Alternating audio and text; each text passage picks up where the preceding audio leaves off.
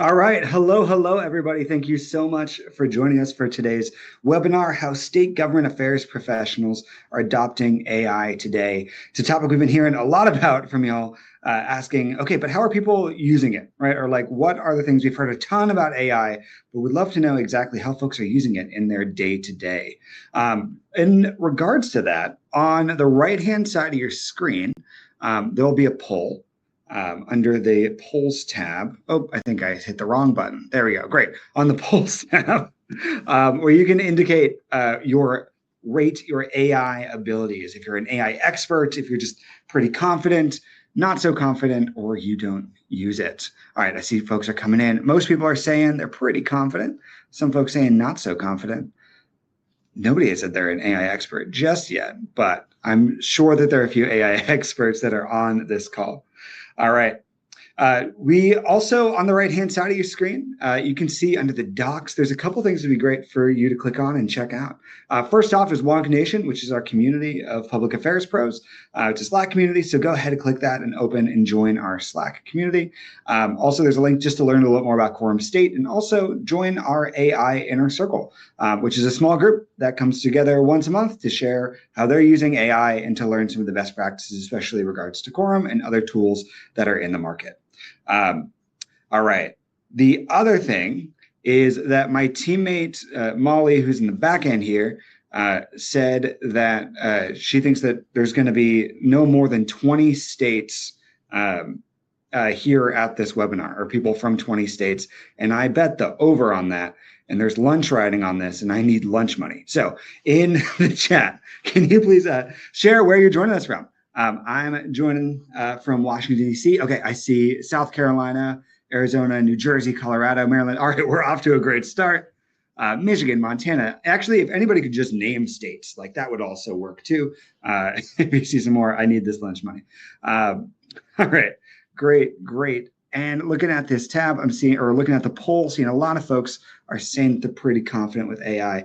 And I would love for those folks who are feeling pretty confident to also share their thoughts in the chat as we are doing this webinar. So I'd love for this to be a very interactive experience for everybody. So if you have thoughts on how you're using AI, or you have questions for folks, go ahead and throw it in the chat. We're doing something fun today where one person will be selected at random if they throw their thought in the chat around how they're using AI or asking a question. And then later today, we'll announce the winner in Wonk Nation. So you'll have to be a member of Wonk Nation in order to win here today. So on the right-hand side, under docs, go ahead and join in our community. And also share your thoughts on how you're using AI or any questions using that Q&A tab on the right-hand side of the screen.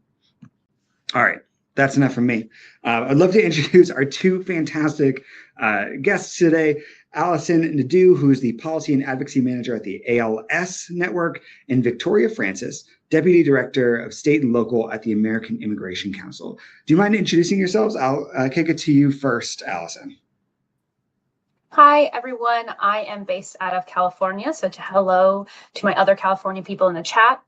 I am the Policy and Advocacy Manager for the ALS Network, and my role is to drive strategic initiatives that bridge the gap between the ALS community and policymakers. My work ensures that the voices of the people with ALS, their families, and their caregivers directly influence healthcare policy and research funding decisions. All right, awesome. Thank you so much for joining us, Allison. And Victoria. Yeah, thank you so much for having me. As Patrick said, I'm Victoria Francis, Deputy Director of State and Local Initiatives at the American Immigration Council. We're immigration-focused nonprofit, nonpartisan organization. My team focuses on state and local policies, both state legislation and local policies, as well as working with business communities, chambers of commerce, and all partners at the state and local level who are interested in immigration as either a workforce issue or it's something they care about for whatever reasons. And I'm based in Colorado. Amazing. Thank you so much for joining us. Two folks are doing some incredible work. We also I'm seeing a bunch of folks in the chat sharing how that they're using AI. So Jim is saying that they use AI to summarize legislation as well as articles for their biweekly newsletter. Kyle's saying he uses AI to generate graphics as well as ask questions about different state legislative processes. And Nicole is saying that she uses AI to discover emerging issues as it relates to workforce training. We're going to talk a little bit about one, just like monitoring things using AI, understanding, getting rapid analysis on bills, communications, messaging, workflow, productivity, all that kind of fun stuff. But where I really want to start is where I think I've gotten a lot, the most questions from folks, which is around how do you use AI to separate those like quick FYI updates from ones that actually demand urgent follow-up in your attention? Victoria and Francis. Victoria and Allison. I'm going to pass that one over to you. How do you use AI to separate those differences? I'll kick it to you first, Allison. Great. Wonderful.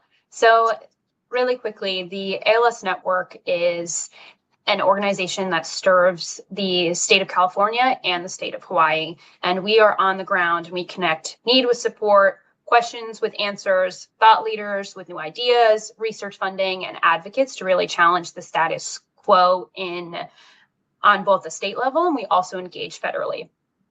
With that being said, we serve both of these states, and when I am trying to see what is the most urgent versus what is a little bit more noise, I use very targeted keyword searches, specifically ALS, to filter out the noise. Then I have AI also flag budget items or healthcare policy changes that could directly influence ALS care research. That way I can zero in really quickly on the updates that actually need immediate follow-up in those target policy areas instead of getting bogged down by things that just have those keywords. So starting with the keyword and then using AI to narrow in on our policy priority focus areas.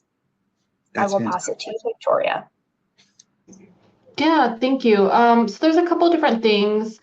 We're primarily tracking state bills, for example, for our partners on the ground who maybe don't have access to something like quorum or don't have the capacity but need to be informed. And so a lot of it for us is looking at, say we have all these bills, is which ones have upcoming activity like a committee hearing or a House floor vote or something like that. Also looking at the legislature's composure. So if I see an anti-immigrant bill introduced in California, for example, I can use AI California is an easy one, but to understand the makeup of the state legislature and whether or not that bill even has any opportunity to move forward, or if it's just simply a messaging bill, it's going to get introduced and it doesn't really have any legs. Also looking at things like, hey, we have all these bills, we're looking at which ones have the shortest state legislative timeline. So Ohio, for example, goes year round, they take a break in the summer, but Utah moves really quickly, 30, 90 days, I think, depending on the year. So also looking at the data or the bills that we have and asking AI to sort them or to prioritize them based on things like upcoming hearing, likelihood of passage based on legislature composure, and then session timelines, and even things like when is the crossover deadlines in state legislatures. So kind of just being able to prioritize them by kind of the structures in which they have to advance through the legislative process. Very cool. So it sounds like it's all across the board, right? So it's using to understand like, okay, getting flagged by stuff, right? But also figuring out like likelihood of passing, how it's actually related to your issue sets and something that your team should really care about. It's a great way to like quickly analyze those things.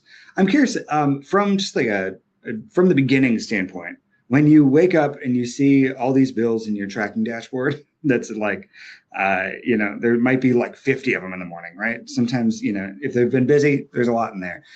How do you determine which ones to go after first? Like which signals do you decide what bill to read first? I'm curious there. I'll pass it over to you first, Allison. Awesome. What I noted before, I think, is really focused on our policy priorities, because just based off of resources and our team size, et cetera, we are very focused on state budgets and healthcare policy. Those always go to the top of the list because they directly impact our community and can impact access to care. I think something that Victoria noted previously in her answer is really important to highlight. Which to read first is timeline of what's going on. when is the hearing happening? Is this moving really quickly? And that puts the pressure or the foot to the gas on the start of the day of, is there likelihood of movement today? Is there on the ground work that needs to happen to help with movement? And organizing it that way. I also, based on the impact of the bill or what the language is, if it's specific to the ALS community or other potential coalition partners, is it something that we need to share broadly? So is there more of a push to get communication out there outside of just our organization? That really guides the, what do we read first and how do we escalate it? Right. Victoria, do you have anything to add on that question there?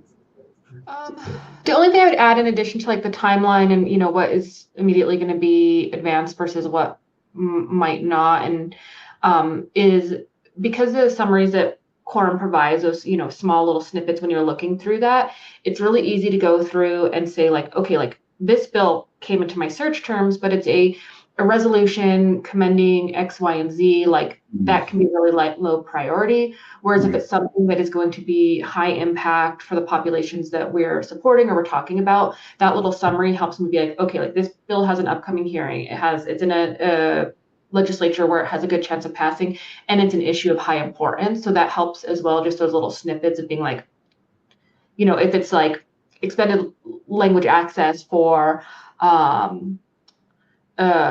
voting, for example, which is very important, versus something that is a state that's trying to expand immigrant detention, for example, I can quickly say like, okay, between these two issues, I know this is going to be a higher priority one, and this one can wait till later. So just those small snippets are really helpful. Totally. I love that. Speaking of that, as we're thinking about analyzing bills, can you walk through a little bit about what your process looks like as you're analyzing a piece of legislation using AI, and how has AI helped with that process? Allison, I kept calling on you first, so this time I'll pass it over to Victoria first. Yeah, so because we cover immigration, refugee issues broadly across all states, and that's what we're tracking, it can be really difficult to figure out what we need to actually be looking at and going through all the alerts. It can be, you know, hundreds of alerts every day and just figuring out whether or not it's impacting the populations and the partners that we're supporting. So the couple of quick things that we do is just looking at the AI summary in Quorum and, you know, assessing whether or not it's relevant. Sometimes things ping our search terms, but it's not actually relevant to what we're following. We also, because we're talking specifically, you know, a lot of times about undocumented populations, refugees, like we have very specific populations we're trying to look at. I can ask the co-pilot in Quorum to list out the populations that are being impacted by a certain piece of legislation. And that's really helpful to determine if it's, you know, if something says undocumented immigrants, that flags something different for me than if it says like qualifying immigrants who happen to qualify for Medicaid after a certain amount of time. Like I know that those things mean very, very different processes. So just being able to ask the co-pilot to list out specifically populations impacted.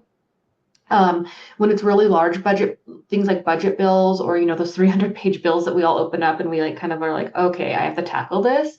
Being able to say, please list out any specific provisions or funding for a certain program or that impacts this certain population is really, really helpful. And then I can go back to the bill and read more and look at that. And then the other thing I would say is kind of going through these is whether or not it's a new provision or not. So a lot of bills will ping to our systems because it's amending something that's already in statute. And so I just need to know whether or not I need to pay attention because a new provision impacts the populations we care about.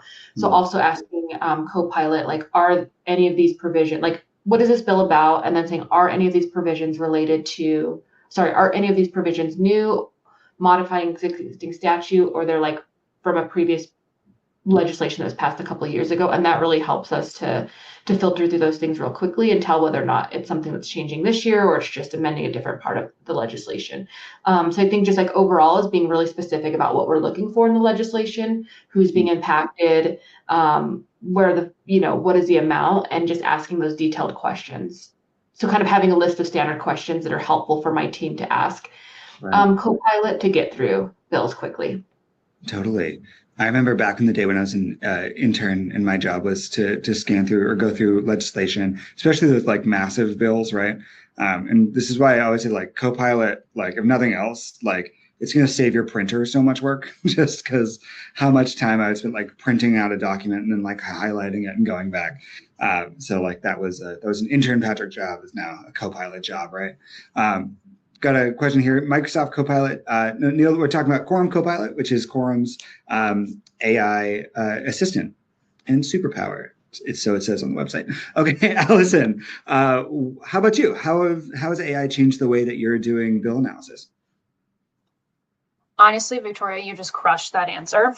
Yeah. And I want to just give kudos where kudos are due, because I think that I follow a similar process. I start pretty high level to filter out based off of just the high level summaries. And so I can quickly pick and choose what deserves a little bit more focus. And then those more detailed questions. For example, one of our policy priorities is to really focus on the caregiving community.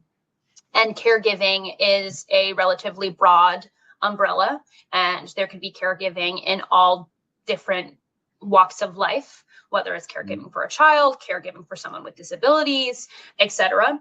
And the audience question is really important. So what category of caregiving are we talking about in this piece of legislation? And I also think it's really important to say that the tried and true Control F, even if it's not Quorum, is really, really helpful with bill analysis. It pulls me right to the section that I need. And then I can use Quorum to say, okay, I'm focused on this section. What can you tell me about this section in the legislation? Is it something that I have taught my AI to focus on? So outside of just Quorum, my AI tool that I use has our policy priorities and helps with looking into things a little bit further.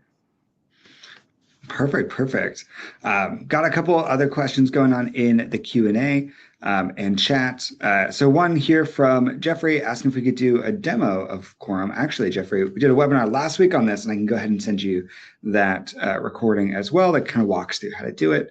And then actually, there's a great question here from David that goes into a question that we also had, which is after the first AI generated summary, what human checks or follow-ups do you still make before taking action? Allison, I'll go to you first for this one. I think it's important to note that AI is just a starting point. And I always read the key sections myself to verify summaries that we get from AI and to assess how it actually aligns with the ALS network's mission. And if it looks like it could be impactful, I'll escalate it internally for a deeper review, bring it to my colleagues so we can take some time looking at it. And I make a point of reading all of the content very thoroughly and not just skimming it, because context really matters. And AI isn't always 100%. It is a great way to take content or thoughts that you have in your head and put it on paper and get a starting point. But it's really important to do that second round of reviewing, third round of reviewing, and share it with other colleagues or get another set of eyes on it, because depending on how impactful it is, what you are working on, like high stakes versus low stakes also goes into the human follow-up and checking of it. Right. That's great. Not everything needs to have like the full text analysis, but some things are pretty darn important to that you'll want to go through and check line by line. Victoria, how about you? Yeah, I would say in addition to what Allison shared, which was great, it really depends on what we're going to do with that piece of legislation. Again, since we're tracking so many things for our external partners to see, so if I see, say, a bill pop up in New Hampshire and it's going to restrict access to driver's license for immigrants, for example, I can put that quickly. We have like the custom descriptions that we use a lot on the Quorum bill page so that we can quickly summarize things for people. And then they can read the bill in full. So not as much like human checking after that if I can get a quick summary. But if I'm going to take an action like testimony, talking points, or things like that, I would go through and actually read all the details and make sure that it's correct. So it's a little bit more kind of dependent on how that information will be used. But before I would include anything in a custom description, like this bill allocates $3 million for something, I would, if that's what the core co-pilot is telling me, like this bill has a budget line item for $3 million for X program, I would actually then search that in the text and verify that what the amounts or the timeline or those specific details that the co-pilot is telling me are actually reflected in the bill, similar to how Allison said, then she'll like just read to kind of do a deep dive on that section of the bill. So before I won't put anything in writing about the bill unless I've checked it. If it's a general, so I try to be very general with our summaries, but if I need to be more detailed, I would double check those numbers or those details before saying that that's what the bill's about. That's great. That's great. And especially like Allison noted, that's when your handy dandy control F really comes in handy. Like, okay, 330 million. Okay, we'll check it out.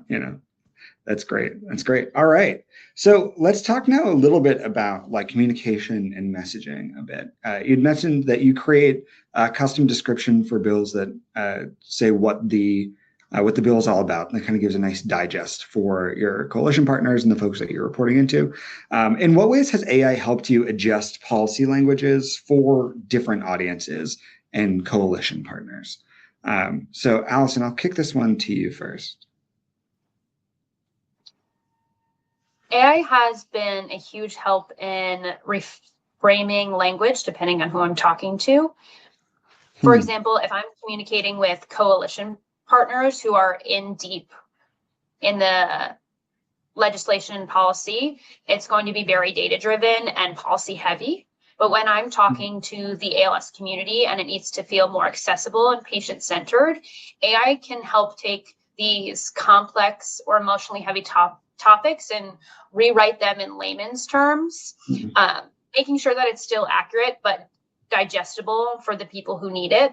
It is a great way to take something complex and make it digestible without having to do a lot of thought on how am I going to word this. It's really a quick and easy way to break things down a little bit. Right. I will pass over to Victoria. Yeah, thank you. I would say very similar to what Allison is doing, is making sure that the language is accessible and appropriate for the audience. So like one example is our organization recently held a webinar with sheriffs from across the country discussing the state of play on expansions of immigration enforcement and the role of local communities. And we wanted the audience, including state legislators from both sides of the aisle, to learn about the issue. So we wanted to be very fact-based. Everyone should be able to come to this discussion to learn about what's going on, the facts around it, the consequences, et cetera. And so I asked our organization, we use Microsoft Copilot, and I asked it to review my email and make any suggestions to make it more nonpartisan and fact-based as possible. So making sure there wasn't any bias in the invite or how we frame the topic that we'd be talking about. Knowing that how we framed it would definitely impact whether or not people sought to like read through the email or even showed up to the event. So just asking very specifically for who, or like, as Allison had said, like who is the audience, and then having it tailored to that messaging. Similar when we've been able to take a lot of our organization does like very complex policy analysis, but we're also working with partners on the ground who maybe don't have that technical expertise. So asking for help simplifying things, or saying like, this is for an audience who maybe doesn't know anything about this issue. How would you frame this complex bill or policy we want to talk about? And then using the suggestions and tips like that to fine tune our writing.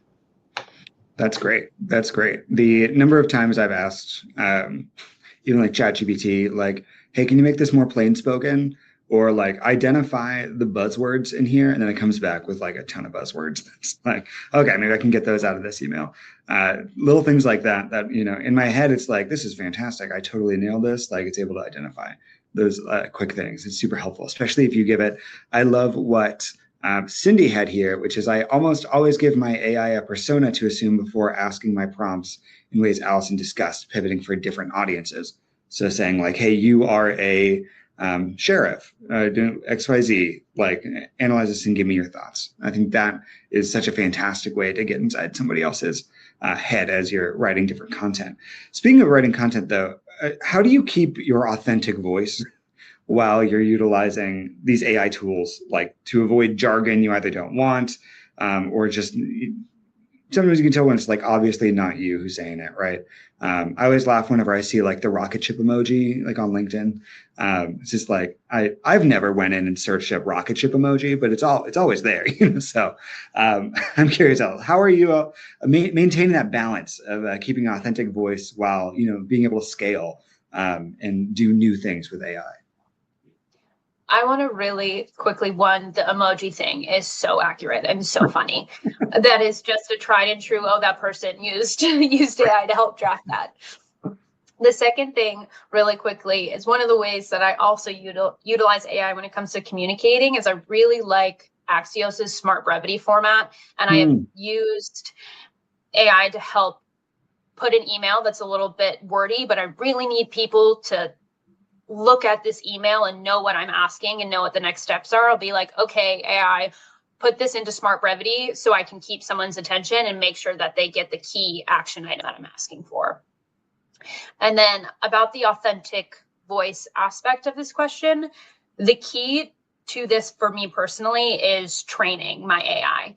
I've taught my AI what our organization sounds like by consistently editing its outputs and then also giving it examples of social media posts, some of our branding guidelines, key phrases that we like to use, and even tone that's pulled from content that we have created. I also tell it what not to say, especially if there's wording or jargon that our organization doesn't like.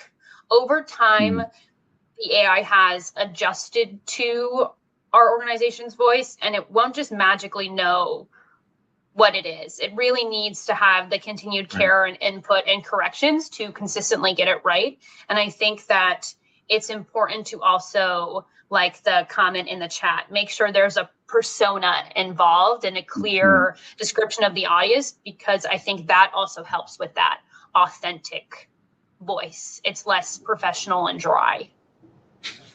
Right. I've uploaded some of my previous things into different AI tools to say hey, can you train off this? And then one thing for me, I read what it comes out with, and it's I don't sound like that. That's not me at all. And then I go back to it, it's okay, that is a little cringy. But so I like that the continued maintenance, right, of constantly correcting all that kind of fun stuff. Victoria, how about you? How do you maintain that authentic voice while also scaling? Yeah, so I hope to someday get to where Allison is. I'm definitely not there. I'm still more at the very basic level. And so a lot of it is I ask for suggestions on things that I've already written or kind of framed out. And so I'm putting in the initial idea instead of asking it to just generate it from the start. And then the other thing is really using it. And again, I haven't gotten as far as Allison has, where she's uploading the previous documents and things like that. That's a goal for down the line. So right now, how I've been doing it is using AI as really just a first draft or a template. And sometimes I'll have it pulled up on one screen, and then I'll actually be typing my document or whatever I'm writing on another screen. And I use it for ideas and framing.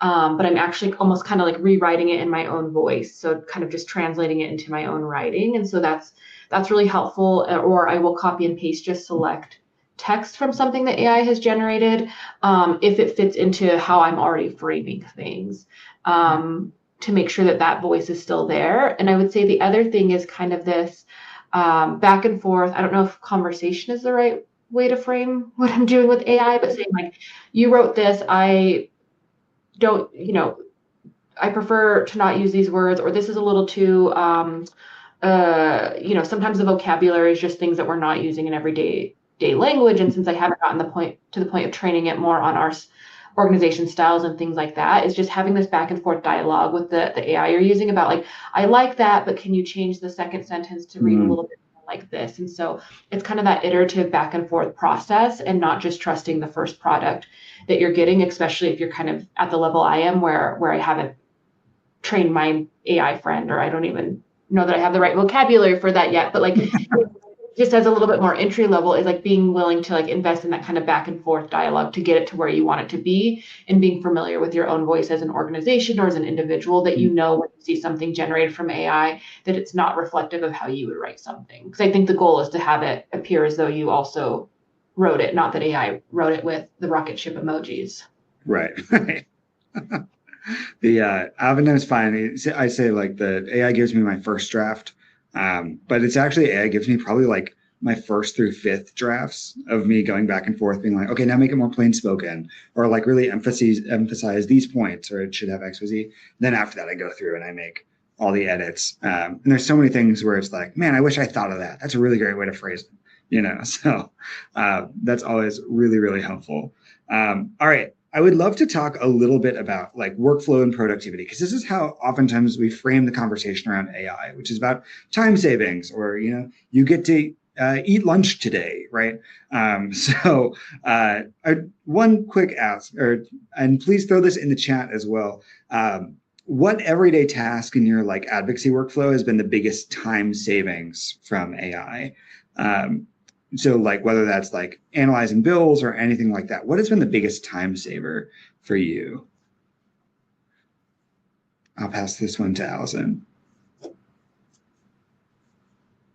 You know that feeling when you have a whole message or theme or story in your head, but you can't figure out the right word to start that first sentence? And you'd be sitting there staring at a blank page, knowing exactly what feeling or content you want to get across, but really having a hard time. I use AI and use the voice function on AI and just start talking it out. Almost like I'm brainstorming with a colleague. I can sit there and walk through the structure I'm looking for, explaining the point I'm trying to make, and then AI can give me that first draft that sounds like me, and then I can go from there. So the ideas are always mine. AI just helps get them out of my head and onto the paper so much faster. So something that used to take maybe 15 to 20 minutes of sitting there, like what punchy thing do I want to start this off on? Or what is the key takeaway? Like when you're doing the 5-paragraph draft outline when you're writing a persuasive essay in high school. Go ahead. Oh, sorry. I was just saying, I love that. That's fantastic. Yeah. So I spend honestly a lot less time being stuck on the how I'm going to start writing and more on the, okay, I'm thinking it through and having a conversation, and then they're taking what I'm saying and starting it for me. Yeah, that's fantastic. I've started having what I call like laundry briefs, which are while I'm doing laundry, I'll just like rant at some model about something. And then it'll turn that into like an email, or I'll be like, oh, here's a project I need to work on. Let me just talk into this for a while. And then it'll be like, okay, now turn that into a brief. And I'm already like, 50% of the way through whatever project brief I'm working on. Victoria, how about you? Yeah, so I aspire to be like Allison again, because the whole time you're talking, I was just like, oh my gosh, that's amazing. And expressing that feeling of like, what you want to do, you have it in your head, but you can't like start putting pen to paper. I would say what's most helpful for me is a little bit more simple in the getting the AI bill summaries in Quorum, and the Copilot ability is just really, really helpful given the volume of legislation that we're looking through. Just being able to quickly understand what's going on and move in, mark something as unimportant has just been incredibly valuable. And just kind of having that like assistant researcher next to you via the Quorum Copilot to help you get through bills is really, really helpful, especially when so many of our external partners are relying on us, that they could look at our tracker and say, what's happening in our state today or this week? We have a sense of urgency to make sure that we're getting that information on our external sheets for our partners. And so that ability is really, really helpful. It's allowed us to review and track a lot more bills. We actually use it kind of as a statistic to celebrate like how many bills our teams has checked this year. And one, there are a lot more bills covering our issues this year, but two, the Copilot has made it just extremely easy for us to filter through things much quicker than ever before. That's fantastic. I love to hear that. Along with that, we got a great question in from Leah, which is, can panelists share which tools they primarily use whether that's Quorum, ChatGPT, et cetera. So as we're talking about these different tools, we'd just love to go through and say, like, okay, what are the tools that you use most often that leverage AI? Victoria, I'll start with you on that one. Yeah, sure. So obviously, I think I've all made it clear that I'm a huge fan of the Quorum Copilot. I also use our organization. We use Microsoft Copilot because of the kind of data privacy sensitivities that are a little bit more increased on something like Microsoft Copilot. So if I'm going to upload an organization document or share something with the AI, I use Copilot. For a lot of like deep research, I will use ChatGPT because I think its outputs are a little bit better. So if I'm, for example, struggling to find state level policy or city level policies from 2020, I will use ChatGPT, and it's kind of like a Google search extreme, and so that's really helpful. So it really depends on kind of what I'm using it for. And then the last one I will share is Grammarly has an AI function for helping to kind of reframe or rewrite things, which is really helpful. I'd already used Grammarly for kind of the spell check grammar component kind of integrated into my work. And then I think last year they rolled up something that's kind of like an AI suggestion where you can say, I want to shorten this, I want to improve this, I point out to me what's missing. So I use that as well to kind of double check my writing as well. That's awesome. I love those. How about you, Allison? Great call on the Grammarly. I love Grammarly. If anyone here doesn't know about Grammarly, it's really wonderful. And I started using it in college, and I have been a tried and true user for many, many years now. For the AI products that I use personally, obviously Quorum Copilot, which is why we're all here today chatting about AI. That's how we all got pulled together. And then additionally, I personally pay for ChatGPT Plus because it creates a little bit more of those security barriers as well as gives you real-time updates. And I use it outside of just work, and it was a plus for me to invest that money in. So ChatGPT is really where I spend a lot of time, but Quorum, AI, and then honestly, has anyone loved the new Google update where there's AI responses at the top of your Google search and you don't have to dig through? I use that all the time. And so that's just an on the side piece.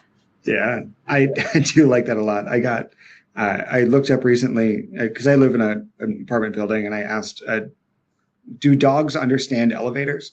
And it, like, rather than having to click a link to find, its recommendation was dogs understand elevators conceptually, but not mechanically, which is like, all right, thank you, Google.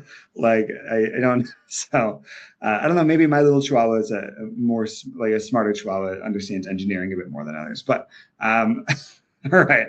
Now we got a ton of questions in the Q&A, but there's a couple I really want to get to ahead of time, which is, all right, if you could wave a magic wand in AI, you could add one like AI capacity to your toolkit today, what would it be? And we'd love the chat for y'all to share your thoughts as well. I can start. I have two things. It would be great to have a summary of committee hearings or testimony provided. A lot of state legislatures, it depends on whether or not they post like the recordings or whether or not they make written submitted testimony not provided live in committee available. In like an ideal world, I would have access to all of that, and then it create a summary of like what talking points were used, so that then you could analyze like what helped to defeat or pass a bill when it went through a committee hearing, what were like the talking points that were used on in chamber floors to talk about the issues without you having to listen to like 5 hours of testimony. And then the second one I would say is an easier way to compare or summarize bill amendments or changes. I know there's functions for like viewing the different documents, but like in my ideal world, I imagine it almost like a Google Doc where it shows you in one thing, like, this was originally in the bill, this is what it ended up passing with, and just like a more comprehensive, easy way to look at it, I think would be amazing. That's fantastic. That's a great idea. Allison?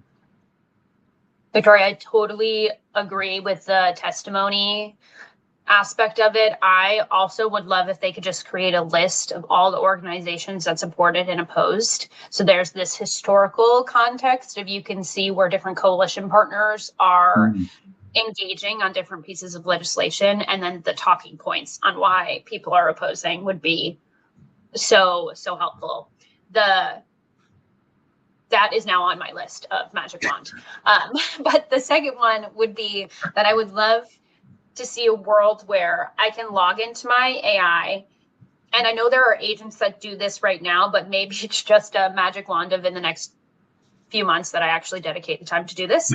But I want to have a list of all of the top news articles that are going on, or like have almost like a brief every morning with my AI bot where these are the 3 news articles that are impacting your organization or involved in some of the things that you work on. So like headliner pieces to get an idea of what the buzz is right now. The next would be pieces of legislation or communications with members of Congress or state legislators that are going on that pertain to your organization. And then the bottom 3 is like, this is where we think you should spend your time this week, whether it's a weekly thing or a daily thing, just a very pulled together, pretty neat breakdown of hot button items that I should focus on. That's great. I also would really like if AI could generate high quality graphics, but that is not really where it's at right now. And I have a really wonderful branding and marketing team that are so good at it, but I feel really bad bugging them all the time. And if it could just like beep boop up, make something I could use and I don't have to bug them all the time, that would be great too. Yeah. Once we get over the hands having 7 fingers, then we'll be in a great spot. That's funny because my magic wand one was the closet from Clueless. Like that's what I wanted actually. But that I think would actually save me the most time in the day.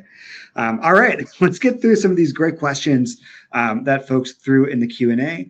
Also, while we do that, you can go ahead and have another poll. If you're interested in learning a little bit more about Quorum State, go ahead and let us know. Or if it's states just like not your area, but there are folks in your team who you would like for us to reach out to, go ahead and answer that there as well. Okay, so a great question, which is, have you used any AI resources to help project which state might be the next emerging state within your policy priorities and begin work proactively? Has that come up for either 2 of you or anybody else who's listening in today? No, but that's what I'm going to do as soon as I'm off this call. So that's a great tip. That's great. So my organization doesn't really pertain to this question, I think, because we serve California and Hawaii and are very state specific because we're on the ground doing local care as well, outside of engaging in advocacy and public policy. So we're a little bit on the ground care services, investing in research, and then advocacy. Those are our 3 pillars. So there's not really an emerging state that we would begin to engage in outside of what's already established. Makes sense.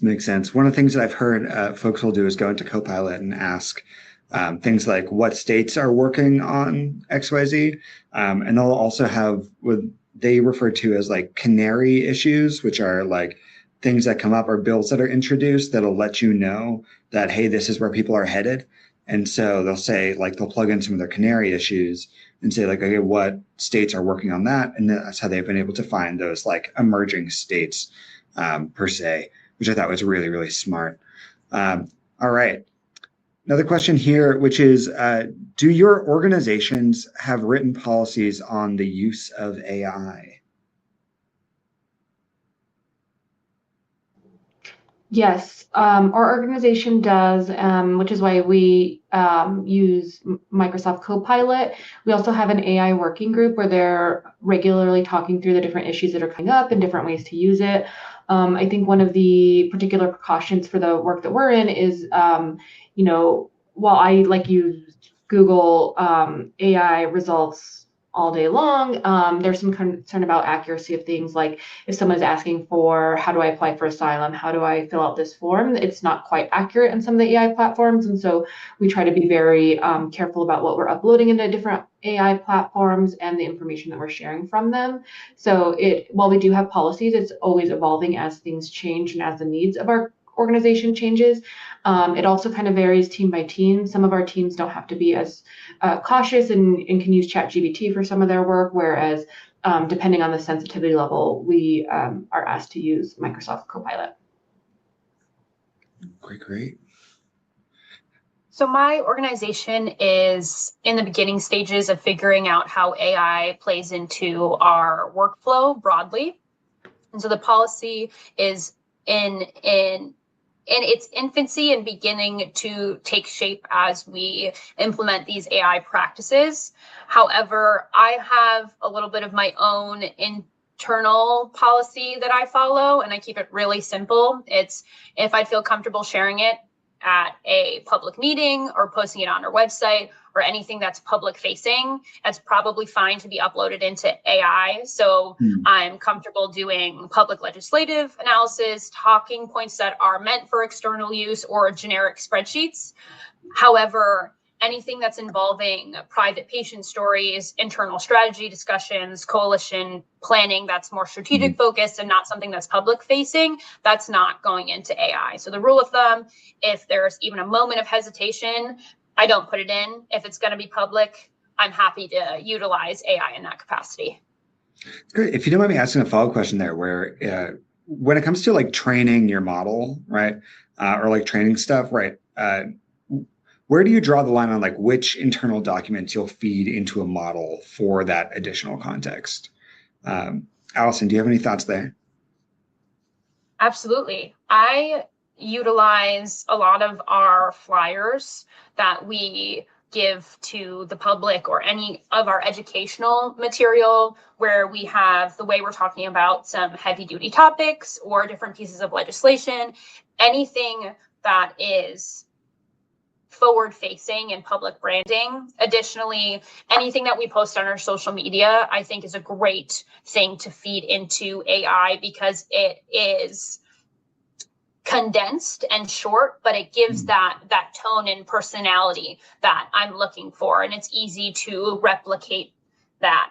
I also think that I use our website all the time because there are so many different things that's discussed on our website that's not just public policy. And so examples of how we communicate about the care services that we do, where we invest in research, is all there on our website, already accessible, already public. Right. That makes a lot of sense. If it's already out there, why not throw it in there? The other thing was I had a question recently from someone that said, all right, if it's already being scraped by the model, from your website or something like that, do I need to include it as those documents, or like, do I need to upload those? And just like the weighting there, if you do upload them, is so much heavier. So it'll still like to make sure it's going back and looking at that memory to look through for at least for ChatGPT, which is oftentimes what I'm using. All right, we have another great question here, which is, what challenges have you encountered when using AI for predictive analysis?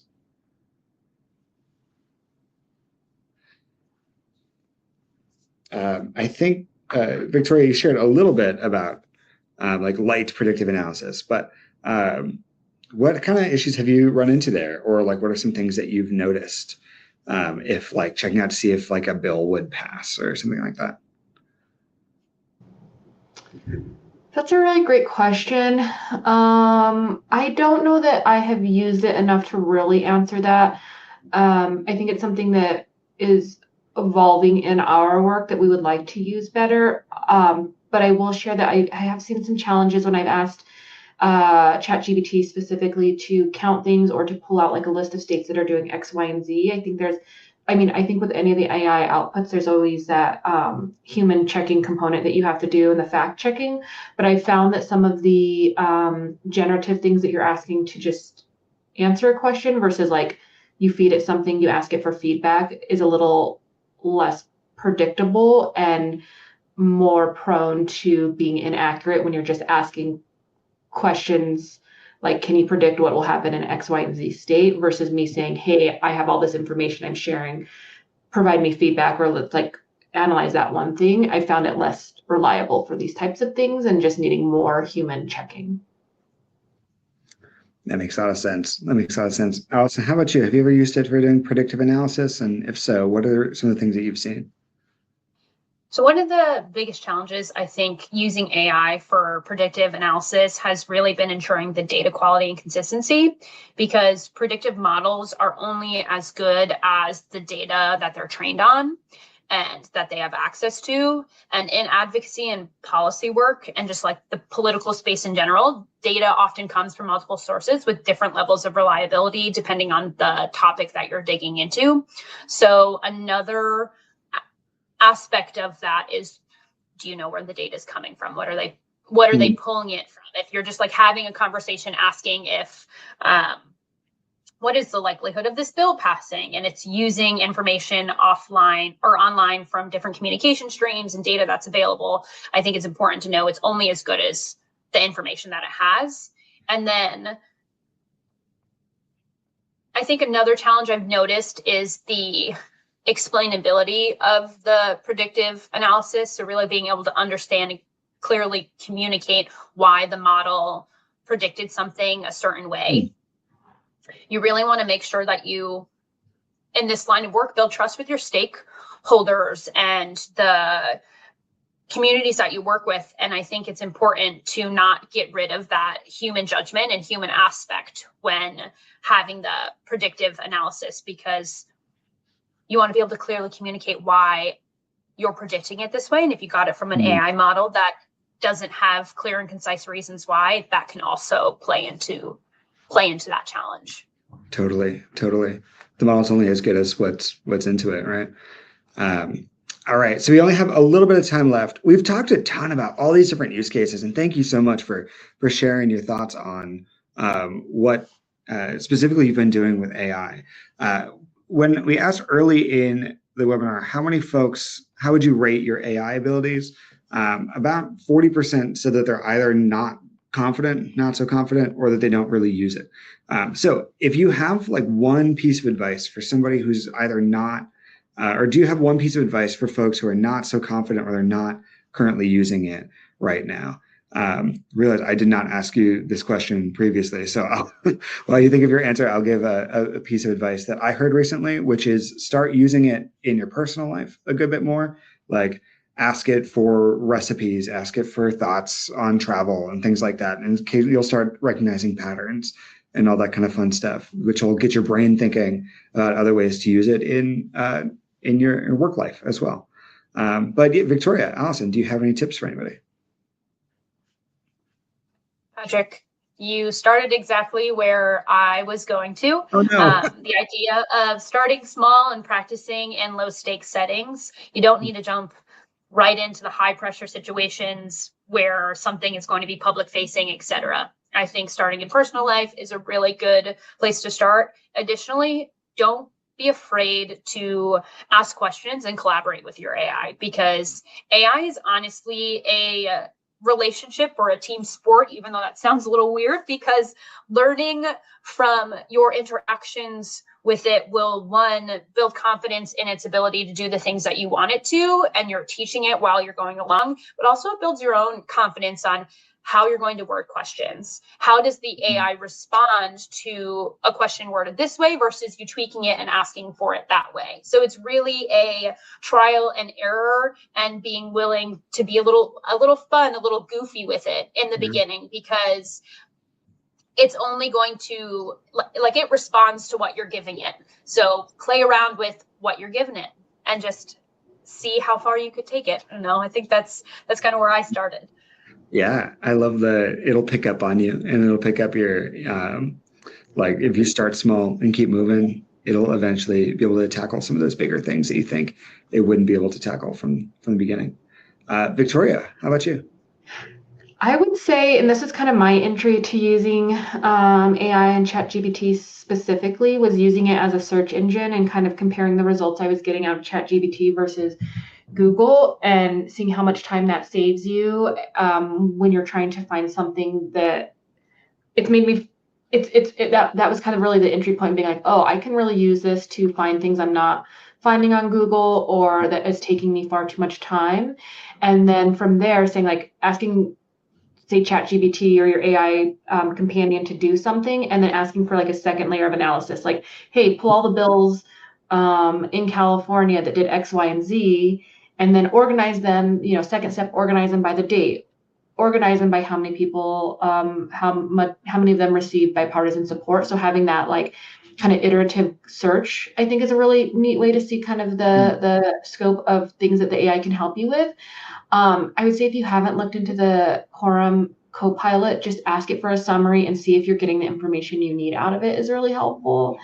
And then the kind of last suggestion I would have is to take something that is there something in your work you're already doing where having someone to kind of bounce ideas off of would be helpful, in thinking about using your AI tool to do that. Maybe before you have a conversation with a coworker, or you ask for a review of something, it would be really helpful to say, hey, I wrote this, can you please highlight any inconsistencies, or just kind of asking it for that layer of feedback, and seeing if the results that you're getting are helpful and similar to how, what you would ask a coworker to do. And if you can maybe like offload some of the things that you're asking other people to support you with by doing a first review using AI to help you kind of write something, compose something, review something. That's awesome. That's such a great point. Melissa, who's in the chat, or on our side, in the back room now, I used to sit next to her in the office. And once every 20 minutes, I would like, hey, Melissa, can you look at this? Hey, Melissa, is this right? Or like, hey, Melissa, what are your thoughts on this? And now I'm bugging my agent. So you're saving paper, saving Melissa's time, everything, making all that great stuff a lot easier. Well, thank you, everybody, so much for joining us. Especially thank you to Victoria and Allison for joining us and sharing your thoughts and your experiences using AI. This has been super helpful. I've seen a lot of love in the chat from folks who got some good stuff out of our hour together. We will be sending the recording of this webinar out to everybody who registered after, and you can feel free to forward that around to your team as well if you wanted to share some other great ideas. But we'd love to see you all in Wonk Nation over on the right-hand side. You can click Docs to join that, or join our AI Inner Circle that's meeting next week. All right, thank you all so much, and looking forward to seeing what else y'all can accomplish with AI and Quorum. See y'all. Thanks so much, Patrick.